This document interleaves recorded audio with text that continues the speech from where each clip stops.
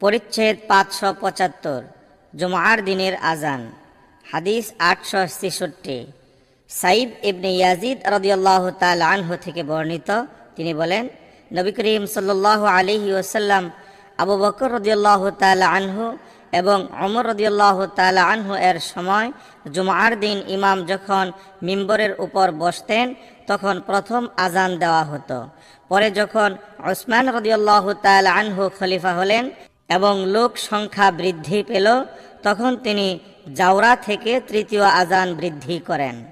আবু আবদুল্লাহ ইমাম বুখারী রহমতুল্লাহ আলাইহি বলেন, জাওরা হলো মদিনার অদূরে বাজারের একটি স্থান।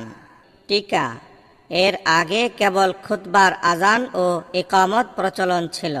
এখন থেকে তৃতীয় অর্থাৎ সালাতের জন্য বর্তমানে প্রচলিত আজানের রেওয়াজ হয়।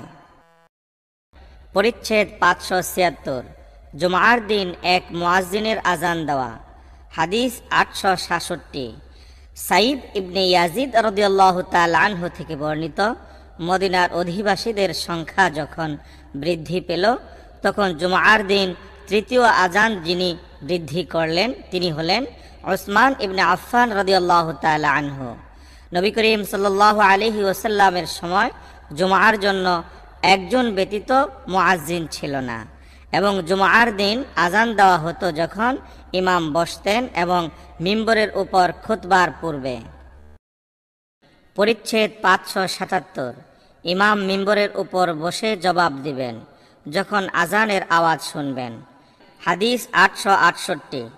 মুআবিয়া ইবনে আবু সুফিয়ান রাদিয়াল্লাহু তাআলা আনহু থেকে বর্ণিত, তিনি মিম্বরে বসা অবস্থায় মুয়াজ্জিন আজান দিলেন। মুয়াজ্জিন বললেন, আল্লাহু আকবার, আল্লাহু আকবার। মুআবিয়া রাদিয়াল্লাহু তাআলা আনহু বললেন, আল্লাহু আকবার, আল্লাহু আকবার। মুয়াজ্জিন বললেন, আশহাদু আল্লা ইলাহা ইল্লাল্লাহ।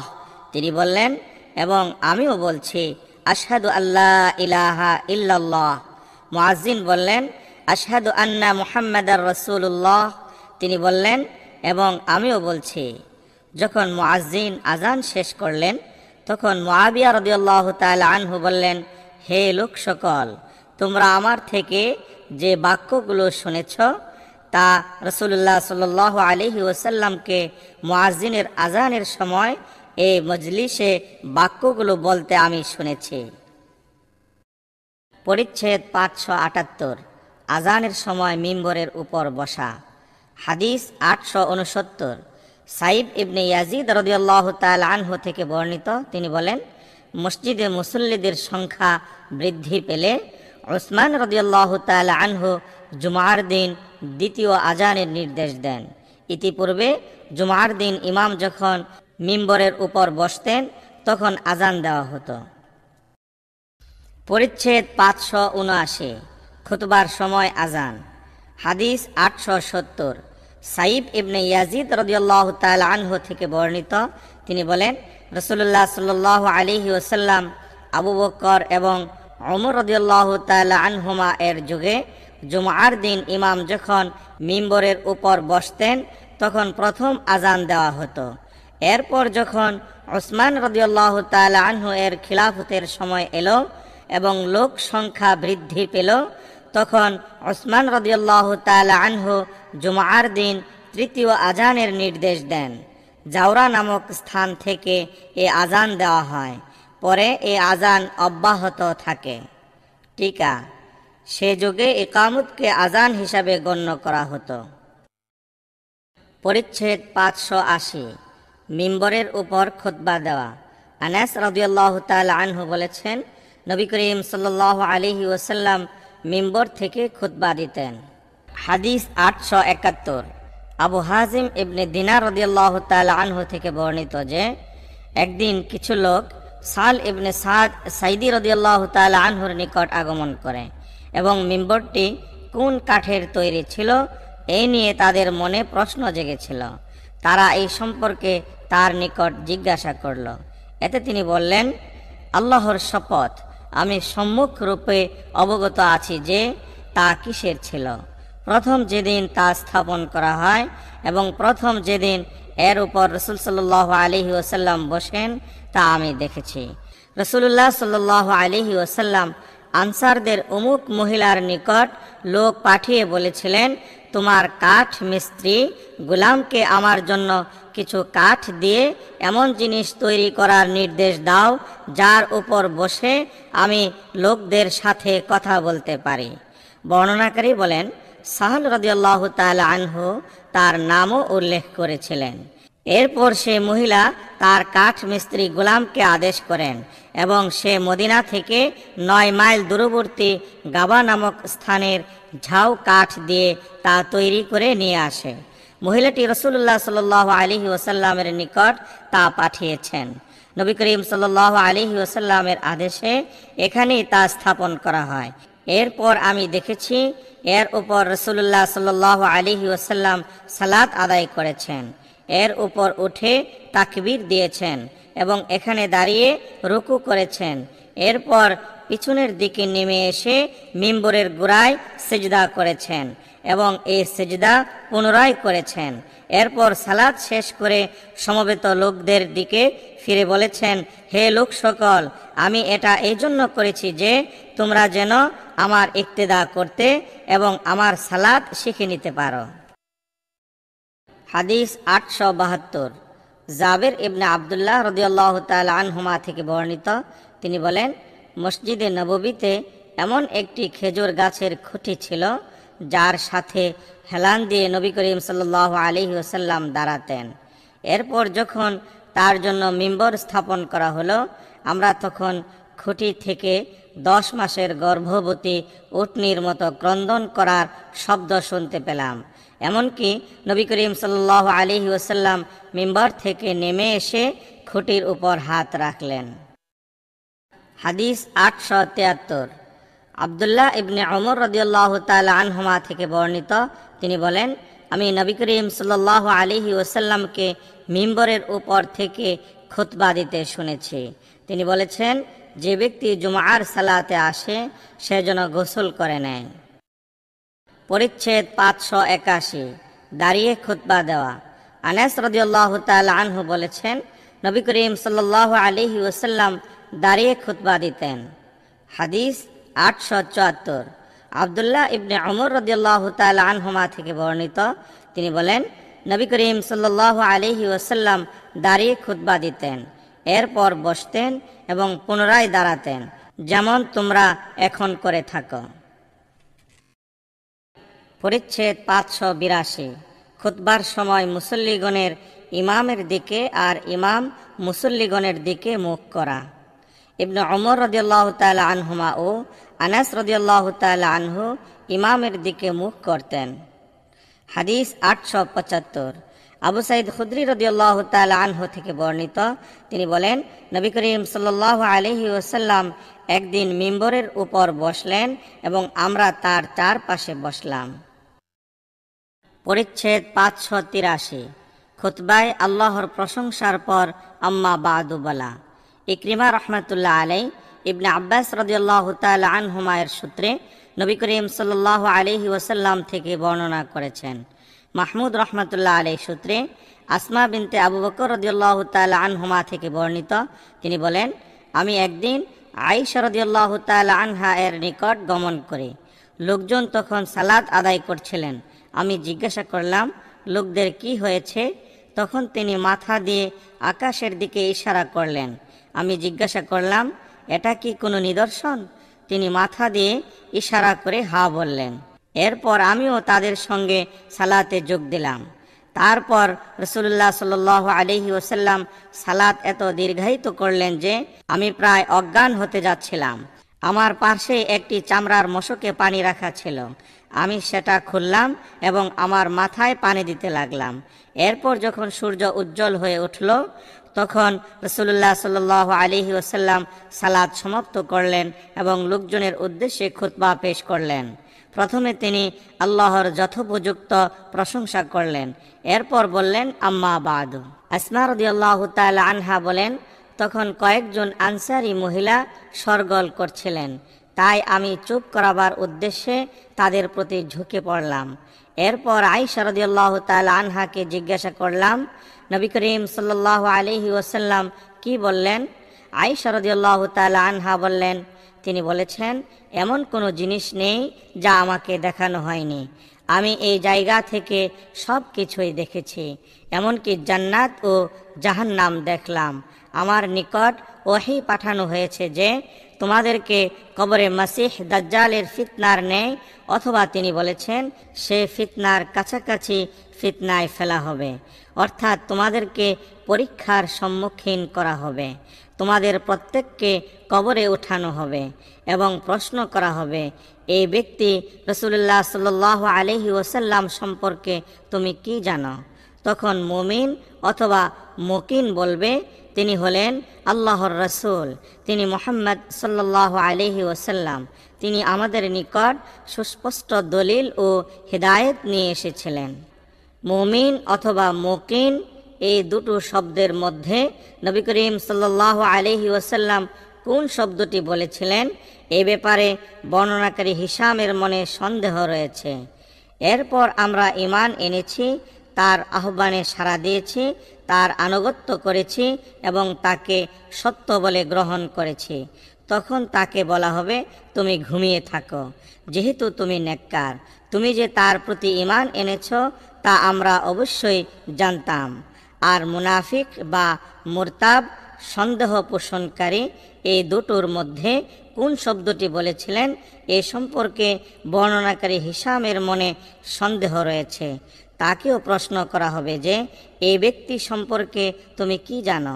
উত্তরে সে বলবে, আমি কিছুই জানি না, অবশ্য মানুষকে তার সম্পর্কে কিছু বলতে শুনেছি, আমিও তাই বলতাম।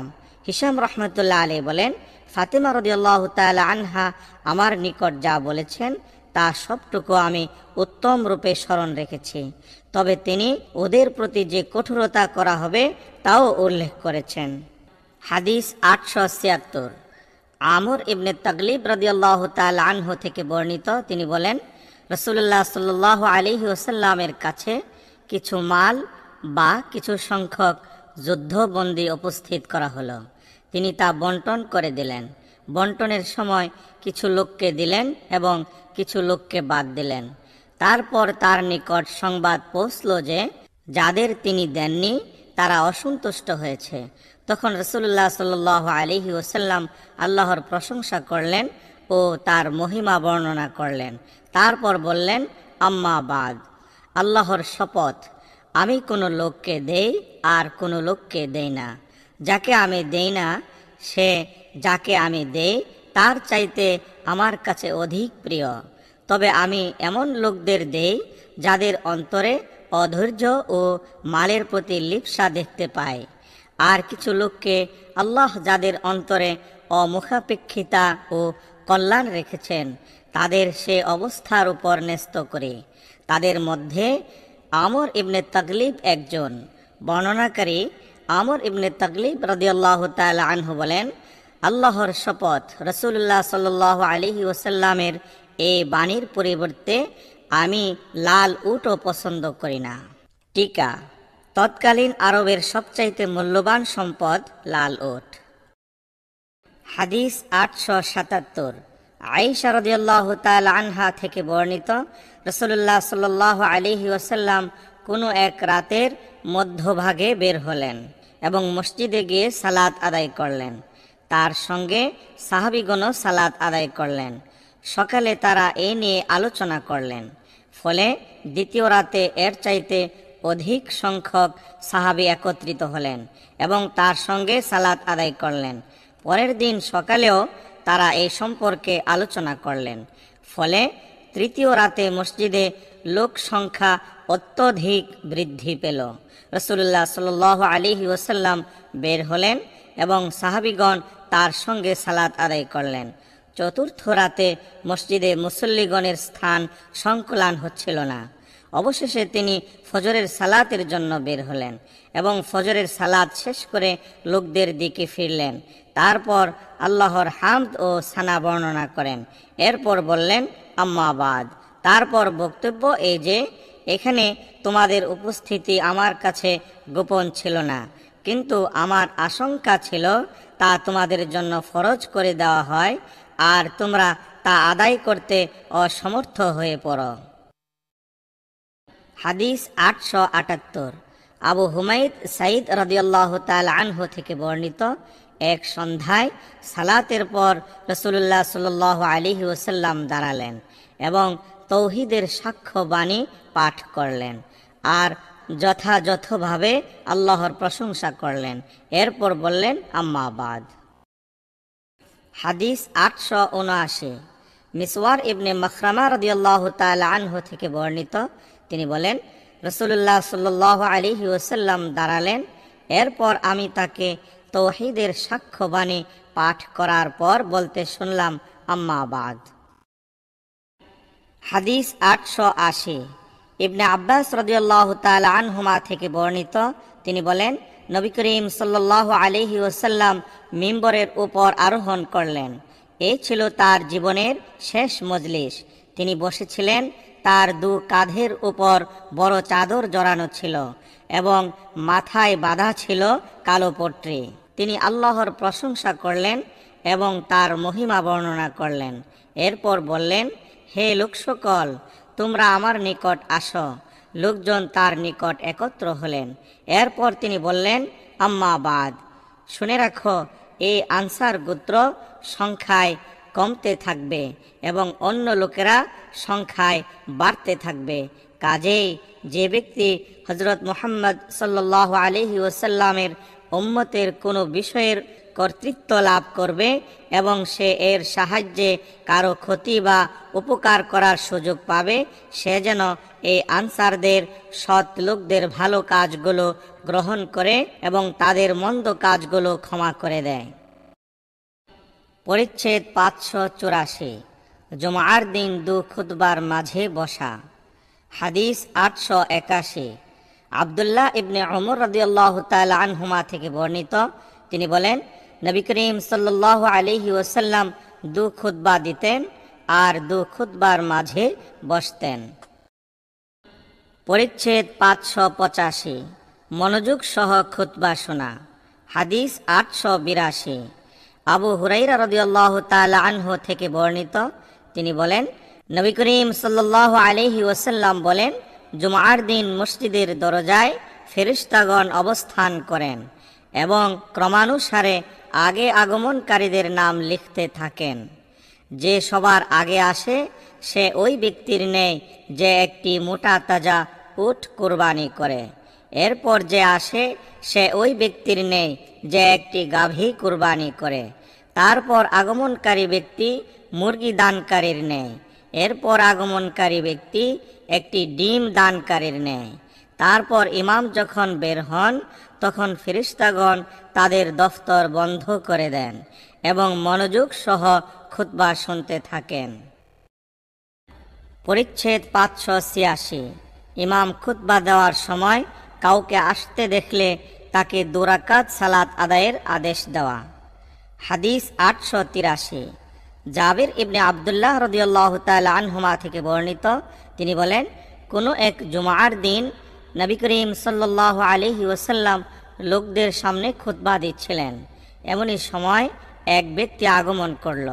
তিনি তাকে জিজ্ঞাসা করলেন, হে অমুক, তুমি কি সালাত আদায় করেছ? সে বলল, না। তিনি বললেন, উঠো, সালাত আদায় করে নাও। পরিচ্ছেদ 587। ইমাম খুতবা দেওয়ার সময় যিনি মসজিদে আসবেন তার সংক্ষেপে 2 রাকাত সালাত আদায় করা। হাদিস 884। জাবির ইবনে আব্দুল্লাহ রাদিয়াল্লাহু তাআলা আনহুমা থেকে বর্ণিত, তিনি বলেন, এক জুমার দিন নবী করিম সাল্লাল্লাহু আলাইহি ওয়াসাল্লাম খুতবা দেওয়ার সময় এক ব্যক্তি প্রবেশ করল। তিনি তাকে জিজ্ঞাসা করলেন, সালাত আদায় করেছ কি? সে বলল, না। তিনি বললেন, উঠো, 2 রাকাত সালাত আদায় করে নাও। পরিচ্ছেদ 588। খুতবায় 2 হাত উঠানো। হাদিস 885। আনাস রাদিয়াল্লাহু তাআলা আনহু থেকে বর্ণিত, তিনি বলেন, এক জুমার দিন নবী করিম সাল্লাল্লাহু আলাইহি ওয়াসাল্লাম খুতবা দিচ্ছিলেন। তখন এক ব্যক্তি দাঁড়িয়ে বলল, ইয়া রাসূলুল্লাহ, পানির অভাবে ঘোড়া মরে যাচ্ছে, ছাগল বকরিও মরে যাচ্ছে। কাজেই আপনি দোয়া করুন যেন আল্লাহ আমাদের বৃষ্টি দান করেন। তখন নবী করিম সাল্লাল্লাহু আলাইহি ওয়াসাল্লাম দুহাত প্রসারিত করলেন এবং দোয়া করলেন। পরিচ্ছেদ 589। জুমার দিন খুতবায় বৃষ্টির জন্য দোয়া। হাদিস 886। আনাস ইবনু মালিক রাদিয়াল্লাহু তাআলা আনহু থেকে বর্ণিত, তিনি বলেন, নবী করিম সাল্লাল্লাহু আলাইহি ওয়াসাল্লামের যুগে একবার দুর্ভিক্ষ দেখা দেয়। সে সময় এক জুমার দিন নবী করিম সাল্লাল্লাহু আলাইহি ওয়াসাল্লাম খুতবা দিচ্ছিলেন। তখন এক বেদুইন উঠে দাঁড়ালো এবং আরজ করল, ইয়া রাসূলুল্লাহ, বৃষ্টির অভাবে সম্পদ ধ্বংস হয়ে যাচ্ছে, পরিবার পরিজনও অনাহারে রয়েছে, তাই আপনি আল্লাহর নিকট আমাদের জন্য দোয়া করুন। নবী করিম সাল্লাল্লাহু আলাইহি ওয়াসাল্লাম দুহাত তুললেন। সে সময় আমরা আকাশে এক খণ্ড মেঘও দেখিনি। যার হাতে আমার প্রাণ, তার শপথ করে বলছি, দোয়া শেষে নবী করিম সাল্লাল্লাহু আলাইহি ওয়াসাল্লাম দুহাত তখনও নামাননি। এমন সময় পাহাড়ের ন্যায় মেঘের বিরাট বিরাট খণ্ড উঠে আসলো। তারপর তিনি মিম্বর থেকে অবতরণ করেন নাই। এমন সময় দেখতে পেলাম তার পবিত্র দাড়ির উপর ফোঁটা ফোঁটা বৃষ্টি পড়ছে। সেদিন আমাদের এখানে বৃষ্টি হলো। এরপরে ক্রমাগত দুদিন এবং পরবর্তী জুমআ পর্যন্ত প্রত্যেক দিন।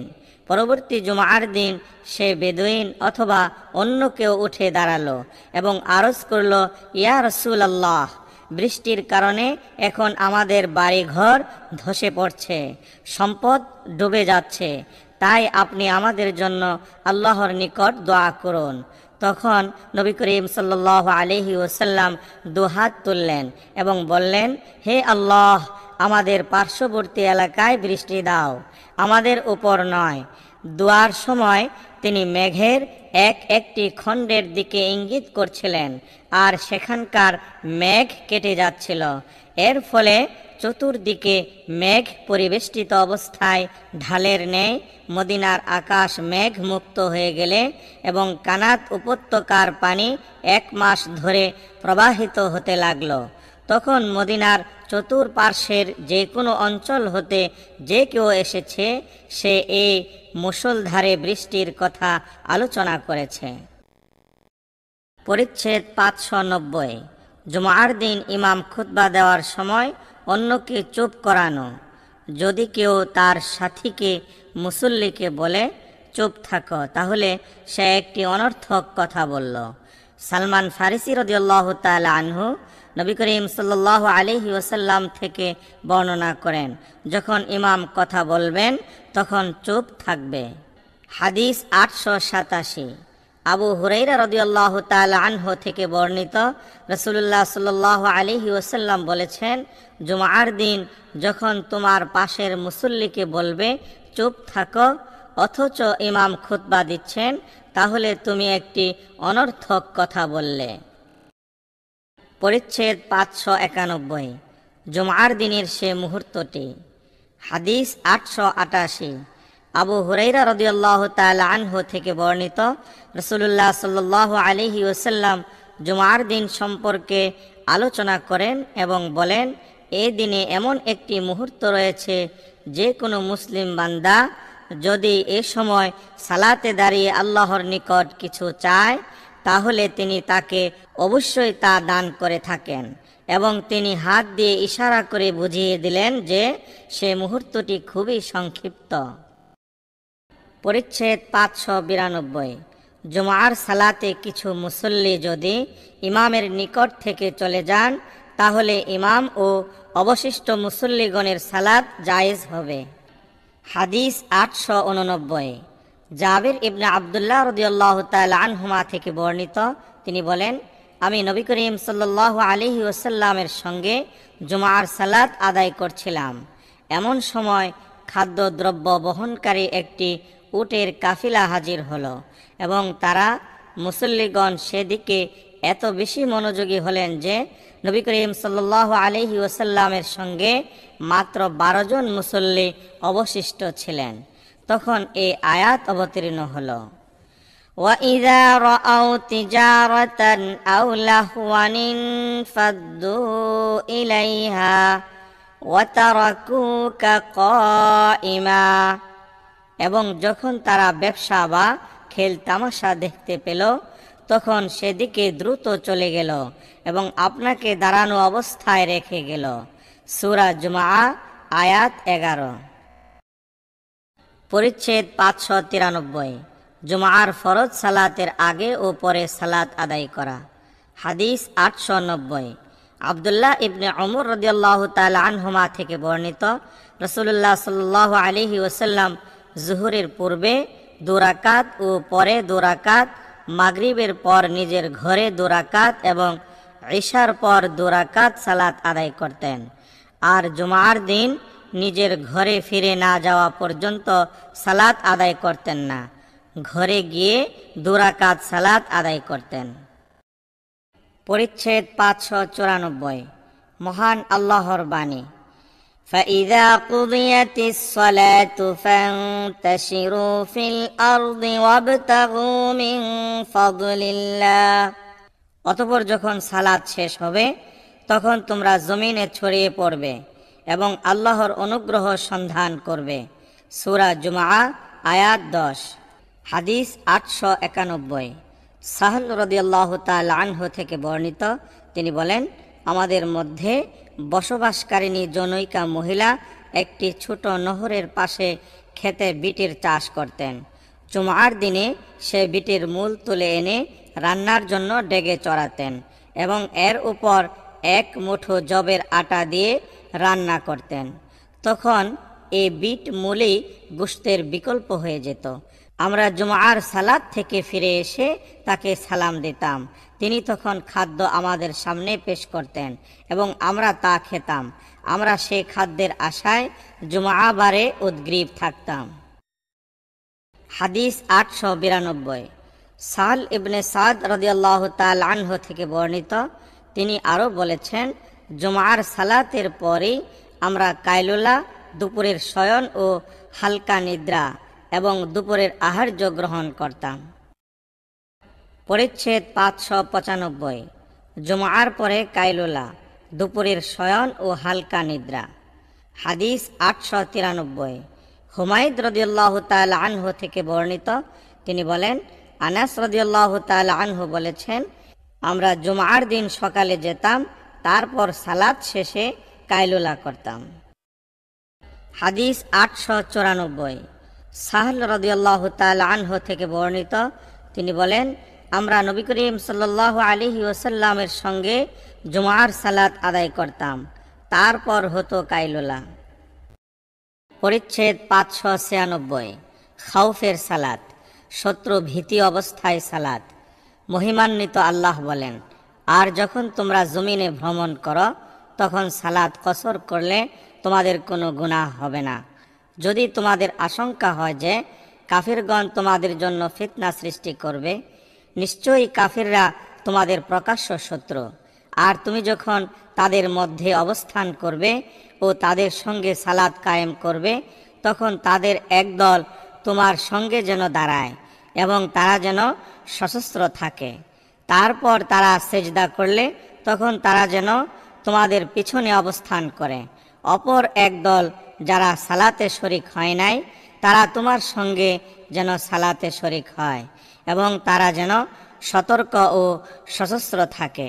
কাফিররা কামনা করে যেন তোমরা তোমাদের অস্ত্রশস্ত্র ও আসবাবপত্র সম্বন্ধে অসতর্ক হও, যাতে তারা তোমাদের উপর একসঙ্গে ঝাঁপিয়ে পড়তে পারে। যদি তোমরা বৃষ্টির জন্য কষ্ট পাও বা পীড়িত থাকো, তবে তোমরা অস্ত্র রেখে দিলে তোমাদের কোনো দোষ নাই, কিন্তু তোমরা সতর্কতা অবলম্বন করবে। আল্লাহ কাফিরদের জন্য লাঞ্ছনাদায়ক শাস্তি প্রস্তুত রেখেছেন। সূরা নিসা আয়াত 101-102। হাদিস 895। শুআইব রহমতুল্লাহ আলাইহি থেকে বর্ণিত, তিনি বলেন, আমি জুহরি রহমতুল্লাহ আলাইহিকে জিজ্ঞাসা করলাম, নবী করিম সাল্লাল্লাহু আলাইহি ওয়াসাল্লাম কি সালাত আদায় করতেন, অর্থাৎ খাউফের সালাত? তিনি বললেন, আমাকে সালিম রহমতুল্লাহ আলাইহি জানিয়েছেন যে আব্দুল্লাহ ইবনে ওমর রাদিয়াল্লাহু তাআলা আনহুমা বলেছেন, আমি রাসূলুল্লাহ সাল্লাল্লাহু আলাইহি ওয়াসাল্লামের সঙ্গে নাজদ এলাকায় যুদ্ধ করেছিলাম। সেখানে আমরা শত্রুর মুখোমুখি কাতারবন্দি হয়ে দাঁড়ালাম। তারপর রাসূলুল্লাহ সাল্লাল্লাহু আলাইহি ওয়াসাল্লাম আমাদের নিয়ে সালাত আদায় করলেন।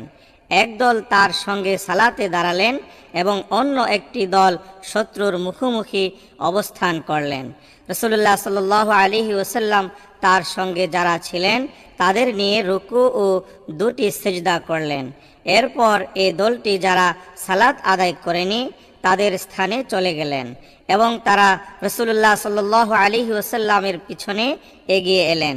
তখন রাসূলুল্লাহ সাল্লাল্লাহু আলাইহি ওয়াসাল্লাম তাদের সঙ্গে এক রুকু ও দু সিজদা করলেন এবং পরে সালাম ফিরালেন। এরপর তাদের প্রত্যেকে উঠে দাঁড়ালেন এবং নিজে নিজে একটি রুকু ও দুটি সিজদা সহ সালাত শেষ করলেন। পরিচ্ছেদ 597। পদাতিক বা আরোহী অবস্থায় খাউফের সালাত। হাদিস 896। নাফি রহমতুল্লাহ আলাইহি সূত্রে ইবনে ওমর রাদিয়াল্লাহু তাআলা আনহুমা থেকে মুজাহিদ রহমতুল্লাহ আলাইহি এর বর্ণনার মতো উল্লেখ করেছেন যে সৈন্যরা যখন পরস্পর শত্রু মিত্র মিলিত হয়ে যায় তখন দাঁড়িয়ে সালাত আদায় করবে।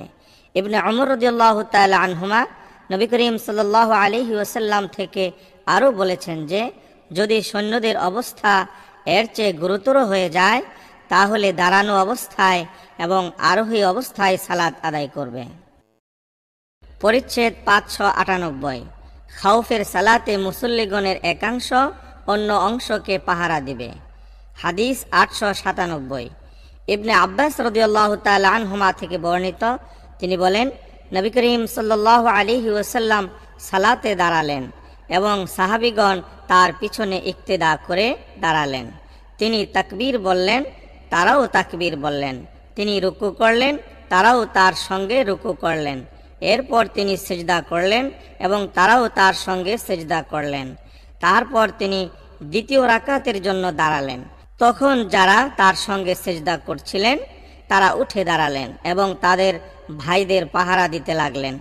তখন অপর দলটি এসে তার সঙ্গে রুকু করলেন।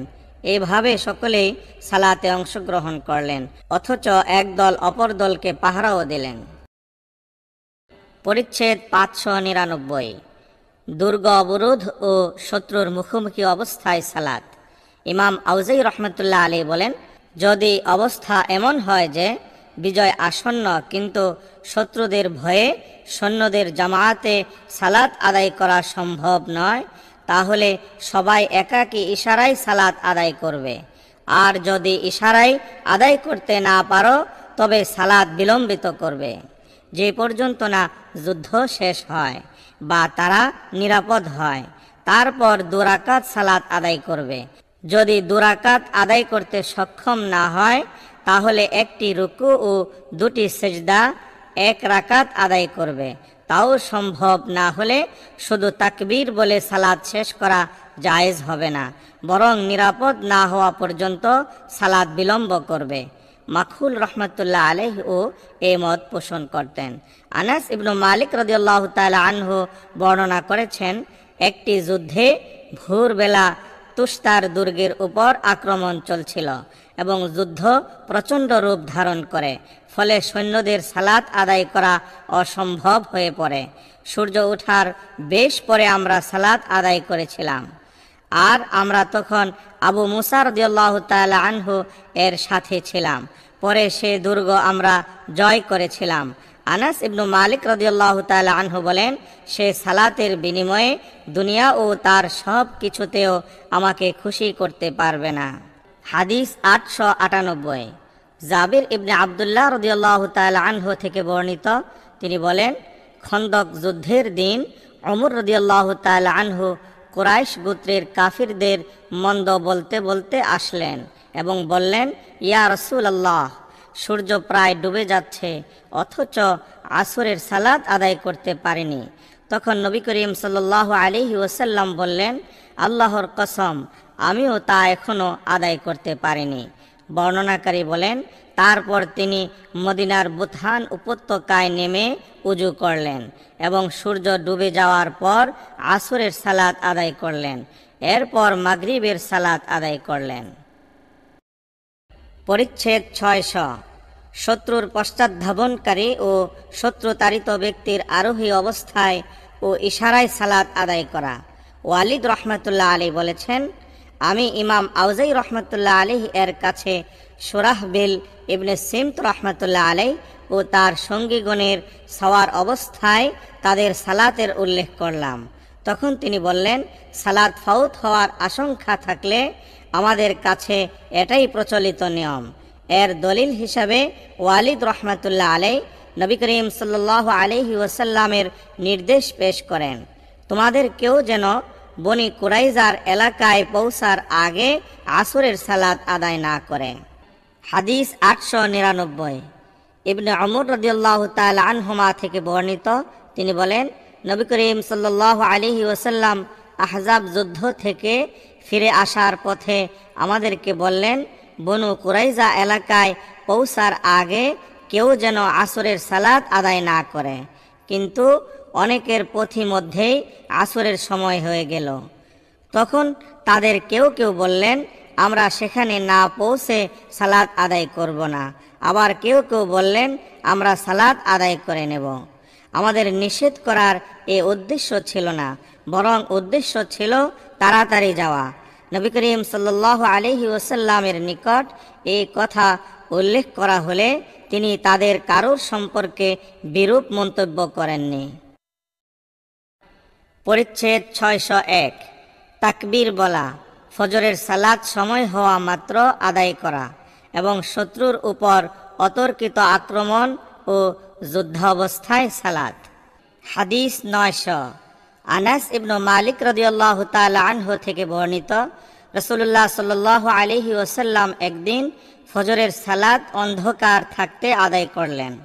এরপর সাওয়ারিতে আরোহণ করলেন এবং বললেন, আল্লাহু আকবার, খাইবার ধ্বংস হোক। যখন আমরা কোনো সম্প্রদায়ের এলাকায় অবতরণ করি তখন সতর্কীকৃতদের প্রভাত হয় কতই না মন্দ। তখন তারা ইহুদিরা বের হয়ে গলির মধ্যে দৌড়াতে লাগলো এবং বলতে লাগলো, মুহাম্মদ ও তার খামিস এসে গেছে।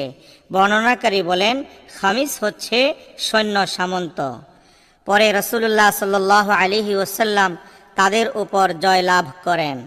তিনি যোদ্ধাদের হত্যা করলেন এবং নারী শিশুদের বন্দী করলেন। তখন সাফিয়া প্রথম দেহিয়া কালবির এবং পরে রাসূলুল্লাহ সাল্লাল্লাহু আলাইহি ওয়াসাল্লামের অংশে পড়ল। তারপর তিনি তাকে বিয়ে করেন এবং তার মুক্তিদানকে মাহর রূপে গণ্য করেন। আব্দুল আজিজ রহমতুল্লাহ আলাইহি সাবিত রাদিয়াল্লাহু তাআলা আনহু এর কাছে জানতে চাইলেন, তাকে কি মাহর দেওয়া হয়েছিল? তা কি আপনি রাসূলুল্লাহ সাল্লাল্লাহু আলাইহি ওয়াসাল্লামকে জিজ্ঞাসা করেছিলেন? তিনি বললেন, তার মুক্তি তার মাহর, আর মুচকি হাসলেন।